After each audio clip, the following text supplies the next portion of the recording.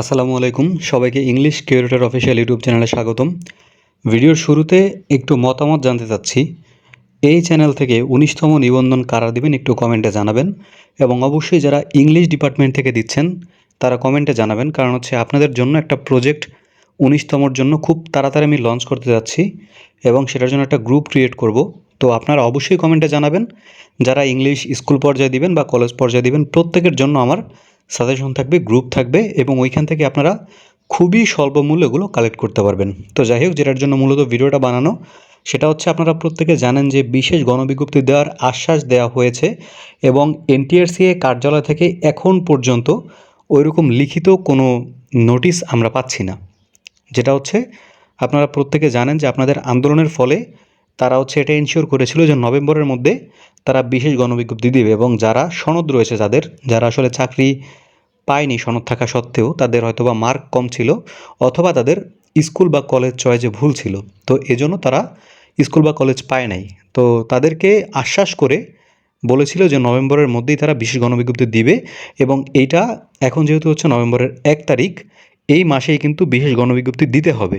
যদি আপনারা দেখেন যে কোনো রকম কোনো হেরফের হচ্ছে, তাহলে অবশ্যই কিন্তু আপনারা এটা নিয়ে স্টেপ নেবেন, কারণ হচ্ছে এখানে প্রত্যেকটা ক্যান্ডিডেট অনেক কষ্ট করে এই পর্যন্ত এসেছে, এবং যেহেতু অনেকগুলো শূন্যপদ এখন রয়েছে এবং এই পর্যন্ত আসতে আসতে আর অনেকগুলো শূন্যপদ হয়ে গেছে, এবং আপনারা প্রত্যেকে জানেন যে যত বেশি পরিমাণে শূন্যপদ হোক না কেন, এনটিআরসি যেটা বাজেট ধরে, মানে এনটিআরসি যেটা আসলে নিজেরা চিন্তা করে যে আমরা এই পরিমাণে শূন্যপদের জন্য লোক নিব, তারা ওই পরিমাণ নিচ্ছে। তো এখন পর্যন্ত কিন্তু অনেক পদ খালি আছে, এবং প্রায় ৫,০০০ লোক জয়েনই করে নাই।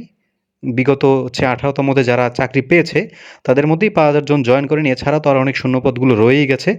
তো শূন্যপদের কিন্তু এমনিতেই কোনো আসলে এখানে কমতি হবে না।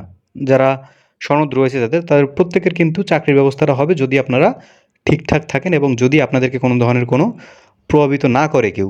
অবশ্যই আপনারা এই মাসের মধ্যে এটা পাওয়ার চেষ্টা করবেন, এবং এটা আপনাদের কাছে অনুরোধ যে যদি আপনাদেরকে আশ্বাস দেয় যে আপনাদেরটা ডিসেম্বরে দিব বা জানুয়ারিতে দিব, এটা কিন্তু টোটালি আপনাদের উপরে একটা মূলা ধরিয়ে দেওয়া হবে যে আপনাদেরকে আস্তে আস্তে আস্তে আস্তে আশায় রাখবে। বাট যখন দেখবেন যে ১৯তম সার্কুলারটা হয়ে যাবে, তখন কিন্তু আপনাদের গণবিজ্ঞপ্তি, মানে বিশেষ গণবিজ্ঞপ্তি, এটা কিন্তু টোটালি বাদ হয়ে যাবে। তো অবশ্যই ১৯তম সার্কুলারের আগে আপনাদের এই ব্যবস্থা করতে হবে। আসলে যারা ১৯তম দিবেন তারা আবার মন খারাপ করবেন না, কারণ হচ্ছে প্রত্যেকটা চাকরি বা প্রত্যেকটা রিজিক, এটা যদি আপনার কপালে না থাকে, ১০০ শূন্যপদ থাকলে আপনি চাকরি পাবেন না।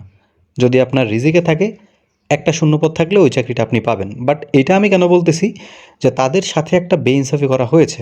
যেহেতু শূন্যপদ ছিল, তাদেরকে তারপরেও অ্যালাউ করেনি, সেহেতু আমি বলেছি যে বেইনসাফিটা করা হয়েছে, অবশ্যই তাদের বিশেষ গণবিজ্ঞপ্তি তারা পাওয়ার দাবিদার। এখন এইখানে কারা আসলে জবটা পাবে সেটা আমি আমার প্রিভিয়াস ভিডিওতে বলেছি, যে যাদের আসলে জেনারেল থেকে, যাদের আসলে এডমিট কার্ডে অন্য জেনারেল থেকে অন্য কিছু চলে আসছে, তারা আসলে খুব বেশি পরিমাণে প্রথম অবস্থায় স্কুল বা কলেজ পাবে।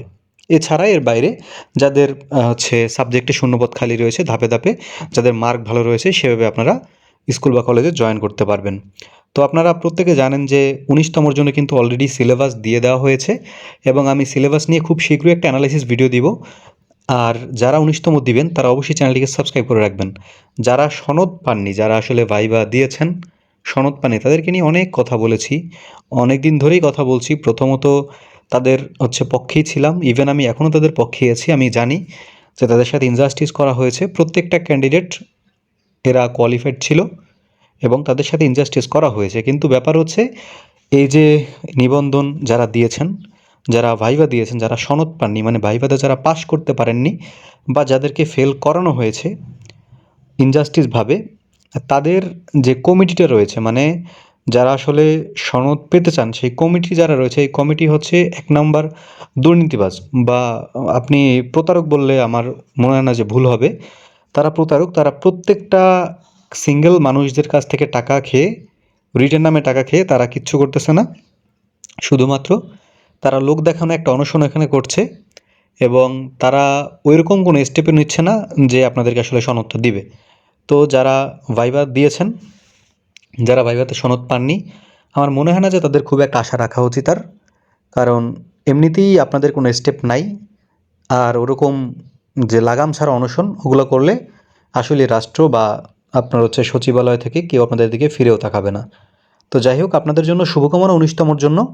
19তমটা ভালোভাবে দিবেন, যদি রিজিকে থাকে আল্লাহ আপনাদেরকে চাকরি দিবে। বাট যারা বিশেষ গণবিজ্ঞপ্তির জন্য রয়েছেন, যাদের কাছে সনদ আছে, তাদের জন্য প্রপার একটা গাইডলাইন হচ্ছে আপনারা এই মাসের মধ্যে যদি বিশেষ গণবিজ্ঞপ্তি না পান, তাহলে অবশ্যই আপনারা চেষ্টা করবেন যে 19তম সার্কুলারটা যাতে বিশেষ গণবিজ্ঞপ্তির আগে না দিয়ে দেয়। যদি দিয়ে দেয় তাহলে কিন্তু একদম যারা সনদ পায়নি তাদের মতো আপনাদের অবস্থাটা হয়ে যাবে। আর যারা 19তম দিবেন অবশ্যই কমেন্টে জানাবেন। ধন্যবাদ সবাইকে।